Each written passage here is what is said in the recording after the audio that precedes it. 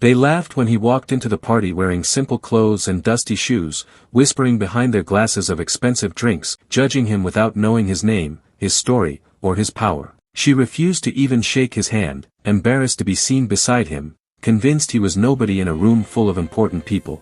But what they didn't know was that the man they mocked owned the ground beneath their feet, controlled the future of the city they were celebrating, and held the power to change every life in that hall with a single signature. Minutes later, the truth would rise in front of everyone, turning laughter into silence, pride into regret, and arrogance into fear. When his real identity was revealed, every person who had ignored him would stand in shock, realizing that the poorest-looking man in the room was the richest soul and the most powerful hand behind everything they thought they owned. The morning sun rose slowly over the wide plains of Kintaba City, casting golden light over half-built towers, dusty roads, and the old market that stood stubbornly between modern glass buildings. The city was changing fast, but some people still believed their status was higher than others.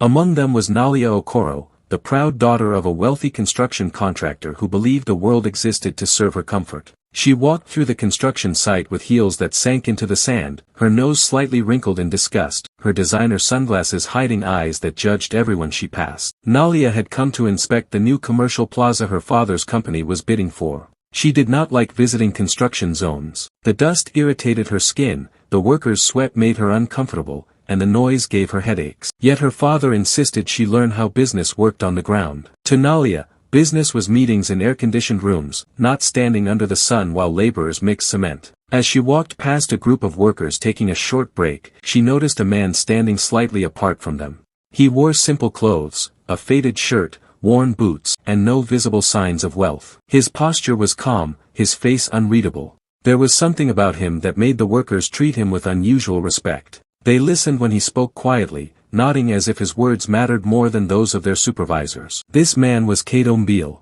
Nalia approached with her clipboard, annoyed by the slow progress she thought she saw.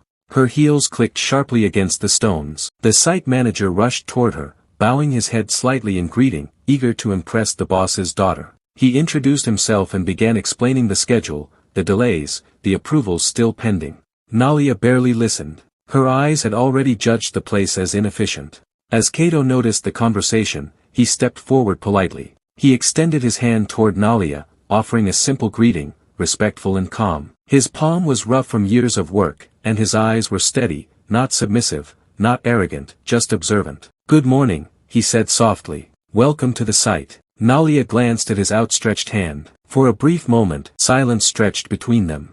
Then her lips curved into a tight, dismissive smile. She did not take his hand. Instead, she turned her face slightly away as if the gesture did not deserve her attention. "I don't shake hands with workers," she said coldly. "Especially not when they look unclean." The words fell like stones into the quiet air. The workers nearby froze. The site manager stiffened, embarrassed but too afraid to speak. Kato slowly lowered his hand, his expression unchanged, though something deep in his eyes hardened. He did not react with anger. He simply nodded once, as if acknowledging a fact of human behavior he had seen many times before. Nalia walked past him without another glance, already complaining about the dust on her shoes and the incompetence of the staff. She believed she had just dismissed another insignificant laborer. She had no idea that the land beneath her feet, the building plans in her folder, and even the company her father proudly owned were all connected to the quiet man whose hand she had refused to touch. As Nalia entered the temporary office cabin, she complained loudly about the site's condition. Her father's assistant tried to calm her, promising that everything would be managed soon. Outside, Kato watched the office door close. His gaze moved across the land slowly, thoughtfully, as if he were looking at something he had built with patience rather than power. Inside the cabin, Nalia flipped through the project documents, unaware that her father's company was not the true owner of the land. The permits they were waiting for were controlled by a private investment group whose majority shares belonged to one man. A man who did not attend board meetings in luxury suits. A man who preferred to walk his own land quietly, listening to workers, understanding the ground before changing it. Nalia laughed when she heard that the final approval might take weeks. "Whoever owns this land should hurry up," she scoffed. "People like that don't understand real business." Outside, Kato turned away from the cabin and walked toward his parked vehicle, an old, dusty pickup that hid its true value behind scratches and faded paint. He did not correct her.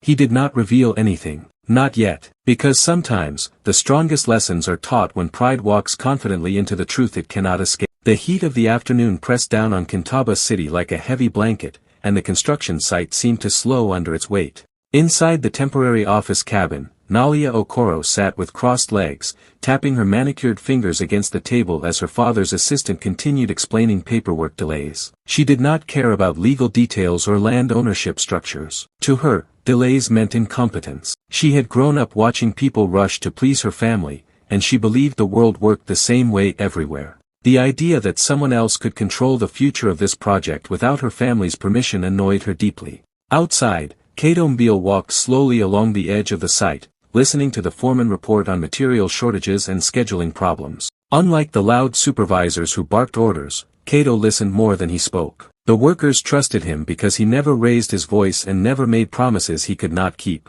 He noticed where the ground was weak, where water pooled after rain, and where the foundation needed reinforcement. To anyone watching from a distance, he looked like another simple worker checking details. No one could guess that every observation he made was shaping the future of this land. As Nalia stepped out of the cabin, she complained loudly about the delays to anyone who would listen. Her voice carried across the site, and the workers lowered their heads, pretending not to hear. She stopped near the edge of the foundation pit, annoyed by the noise of machinery. Without looking, she waved her hand for someone to bring her water. A young laborer hurried forward, nervous, spilling a few drops as he handed her the bottle. Nalia's irritation flared instantly. She scolded him sharply, her words cutting, making him apologize again and again. The workers nearby exchanged glances but remained silent, afraid to interfere. Kato watched from a distance. He saw the fear in the young man's eyes and the quiet humiliation in his posture. Something inside him tightened, but he controlled his reaction. He approached calmly, placing a hand on the young laborer's shoulder and guiding him away gently. Then he turned to Nalia, his voice still polite, still calm. He asked her to speak with more respect to the workers, reminding her that mistakes happened under pressure. Nalia stared at him in disbelief.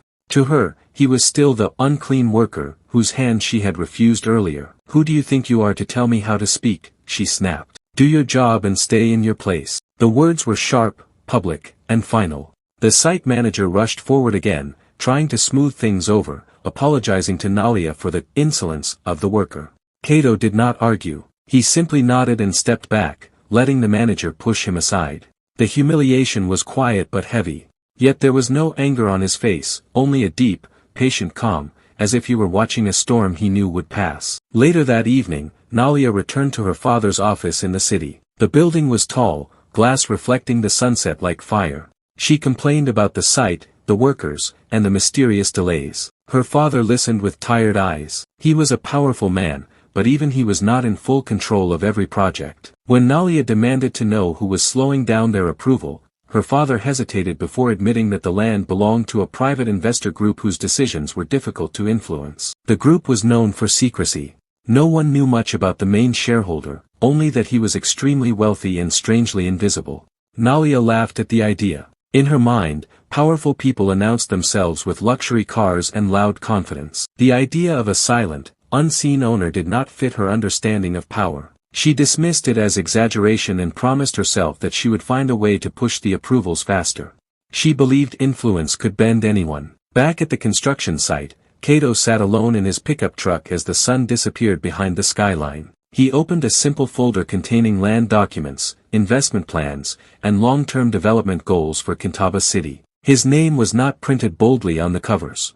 Instead, his ownership was hidden behind legal structures, partnerships, and trusts. He had chosen this life on purpose. He wanted to understand people before changing their world. He wanted to see how they treated those they believed were powerless. As he looked back toward the site where Nalia had insulted him, he felt no desire for revenge. He believed in lessons, not punishment. He believed that truth revealed at the right time could change a person more deeply than humiliation ever could. He closed the folder and started the engine, already knowing that Nalia's path and his own would cross again, not on dusty ground, but in a place where power could no longer hide behind pride.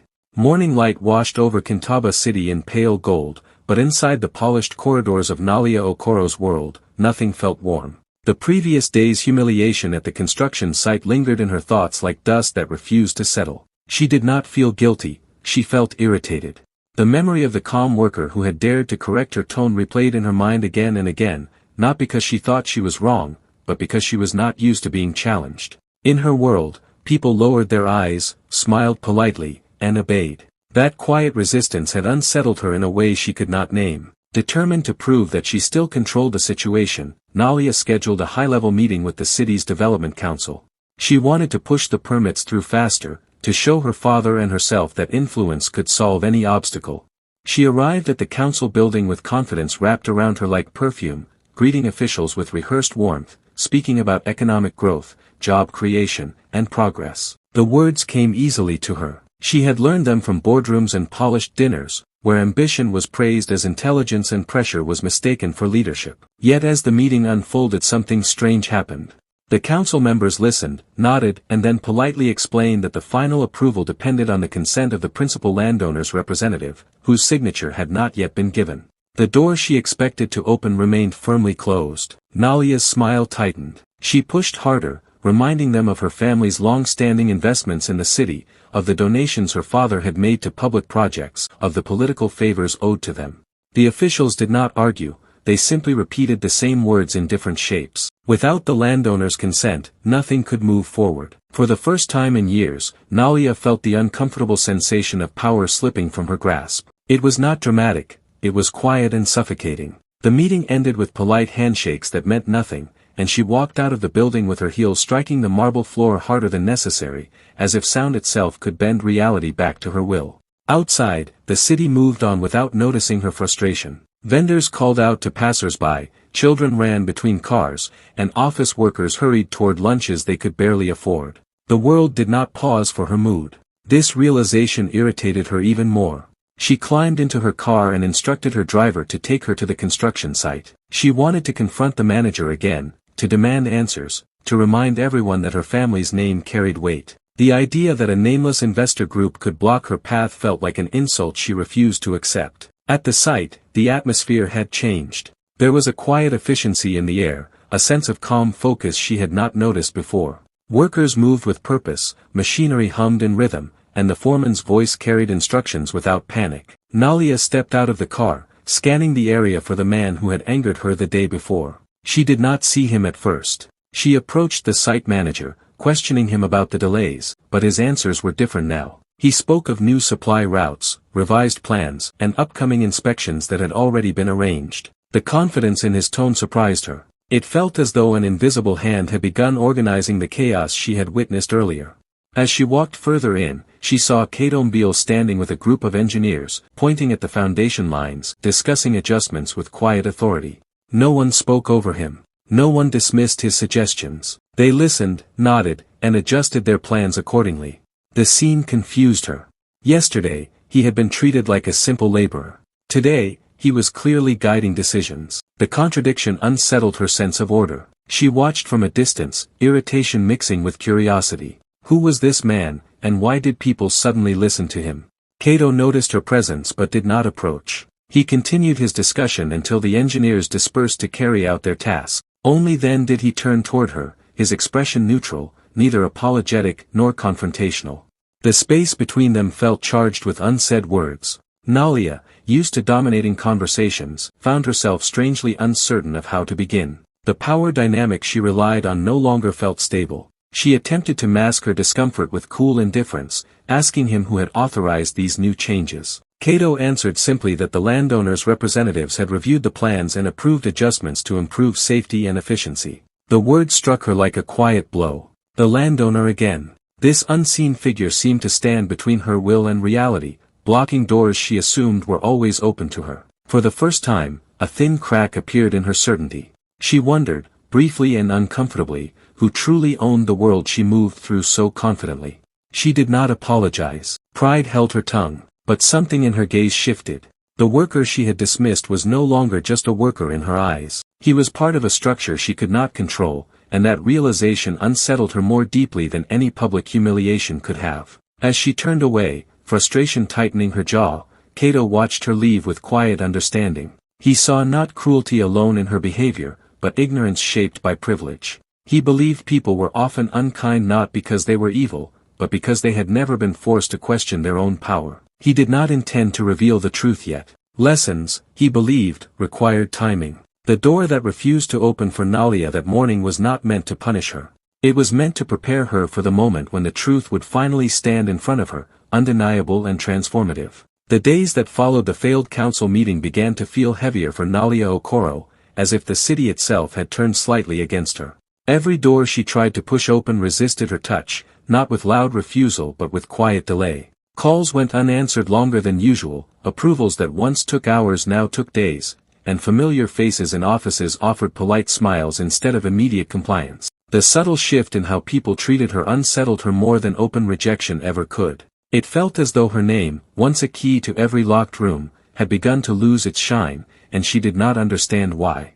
At home, her father's frustration grew visible. He paced the wide living room late at night, speaking in low tones with lawyers and advisors who carried thick folders filled with contracts and warnings. Nalia overheard fragments of conversations about frozen approvals, stalled investments, and the principal shareholder, who was refusing to move forward without certain ethical conditions being met. The phrase irritated her deeply. Ethical conditions sounded to her like excuses made by people who did not understand how the world truly worked. She wanted results, not principles. Yet she could not ignore the tension in her father's voice, the strain in his posture, the small signs of uncertainty in a man she had always seen as unbreakable. Her anger found an easy target.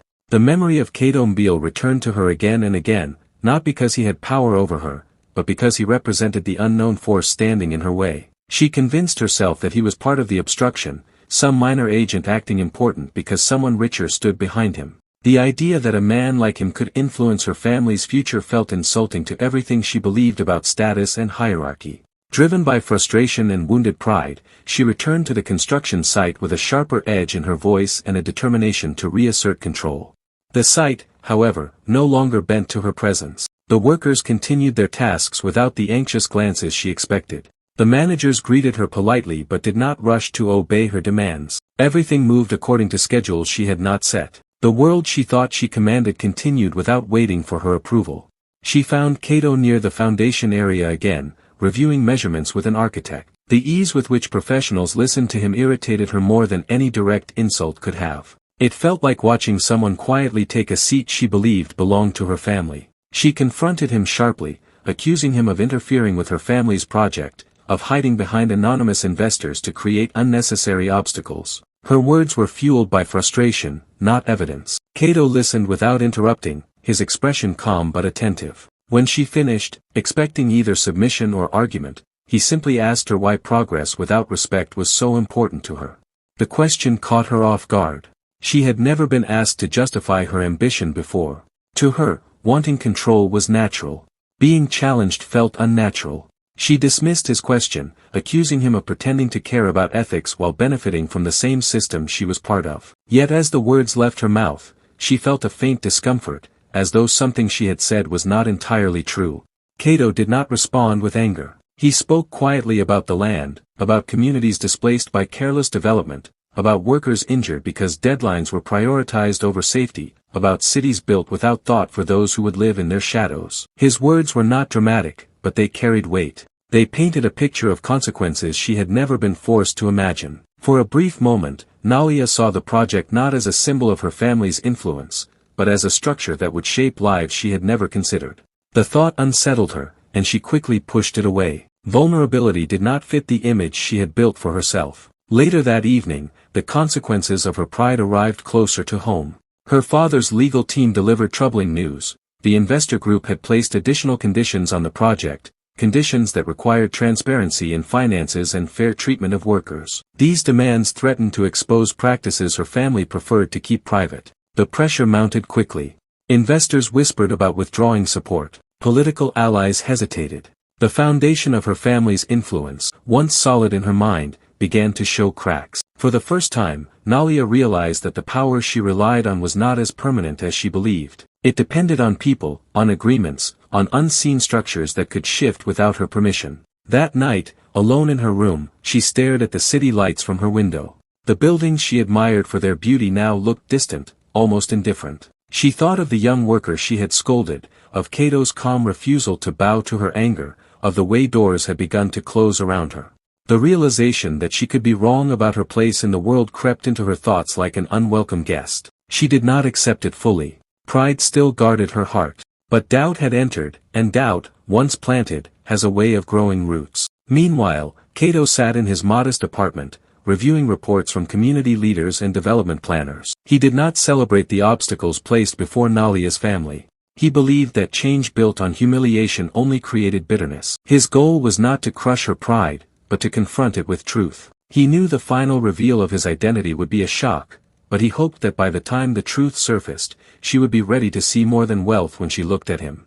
He closed his laptop with a quiet breath, aware that the final confrontation was drawing closer, and that when it came, it would not only change Nalia's understanding of him, but her understanding of herself. The day of the signing ceremony arrived wrapped in quiet tension. The city hall was dressed in polished marble and soft light, banners hanging from the balcony announcing a new chapter for Kintaba City's development. Officials gathered with measured smiles, investors stood in neat clusters whispering behind raised hands, and journalists prepared their cameras for the predictable moment when power would congratulate itself. Nalia Okoro entered the hall with her father at her side, her posture straight, her expression controlled, but inside her chest something felt uncertain, like a rhythm she could not steady. She told herself it was only pressure, only the weight of responsibility, yet the memory of closed doors and delayed approvals lingered in her thoughts. Today was meant to restore her confidence. Today was meant to prove that her family still commanded respect. As the ceremony began, names were read out with formal precision.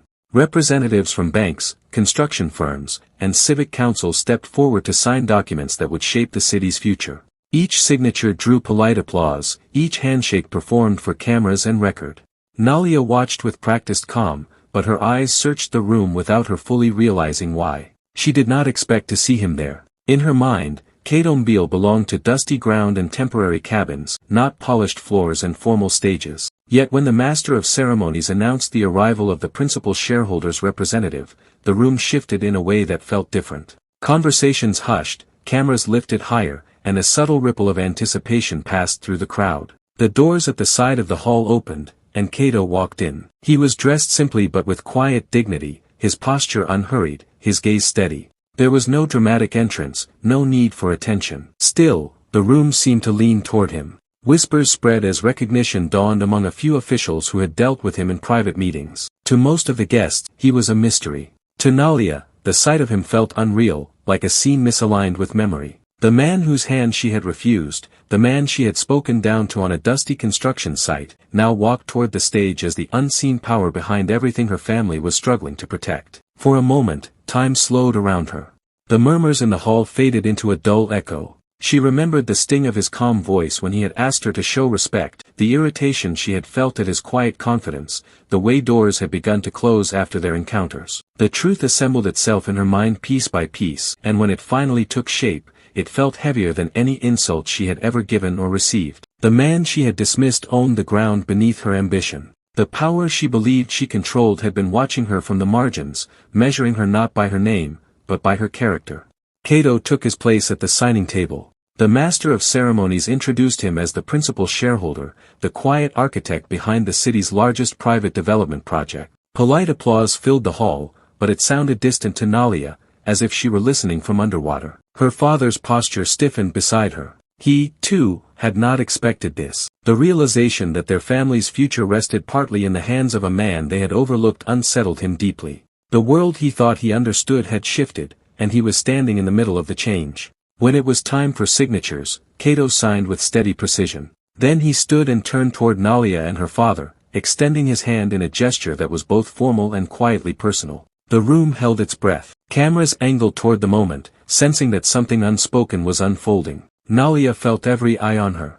The memory of refusing his hand days earlier burned in her mind. This time, the choice before her was not about status or pride.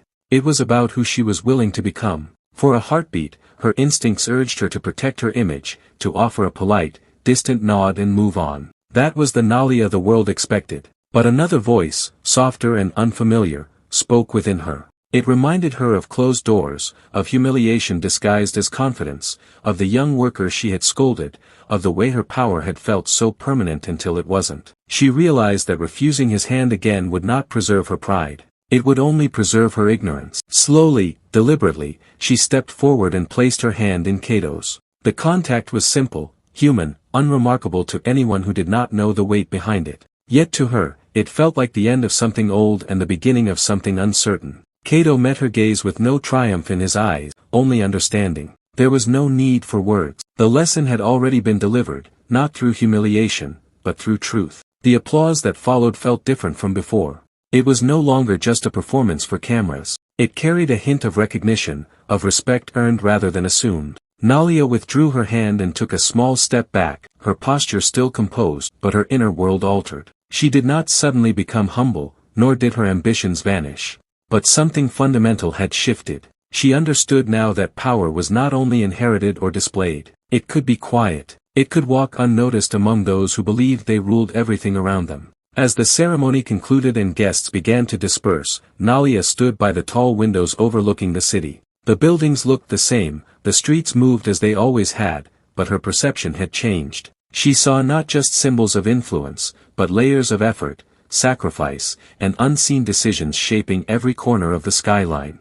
For the first time, she wondered how many people she had passed without seeing, how many hands she had refused without understanding what they carried. Cato left the hall without seeking attention, slipping back into the quiet space he preferred. He believed the lesson was complete. The truth had done its work. Whether Nalia chose to grow from it was no longer in his control. Change, he knew, could not be forced. It could only be offered, like a hand extended across a room full of eyes, waiting to see who would finally take it.